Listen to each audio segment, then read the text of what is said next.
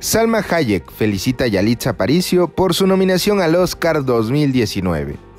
Esta hermosa actriz, tras la nominación al Oscar 2019 por la película Roma y Yalitza Aparicio, decidió expresar su felicidad. En 2002 me convertí en la primera actriz mexicana en obtener una nominación al Oscar en la categoría de Mejor Actriz. Me emociona mucho saber que a partir de hoy no estoy sola. Felicidades Yalitza por su merecida nominación. Ojalá que esta vez tú sí te lo lleves, escribió Salma Hayek. Y es que millones de personas estamos tan emocionadas ya que estamos nerviosos por esta actriz mexicana, la cual ha sido nominada al Oscar y quien figura en la categoría de Mejor Actriz por su protagónico en Roma, la película de Alfonso Cuarón, el cual se entregará el próximo 24 de febrero en Los Ángeles. Yalitza Aparicio es la primera indígena mexicana que aspira al Oscar. Roma hace historia. Va por el Oscar a la Mejor Película y Mejor Película Extranjera. Será un hecho inolvidable si Yalitza llegara a ganar, pero si no fuera así, ha llegado muy lejos, cosa que muchos no han conseguido. ¿O tú qué opinas? Déjanos tus comentarios. Te envío un fuerte abrazo, yo soy el Chico Viral, hasta la próxima.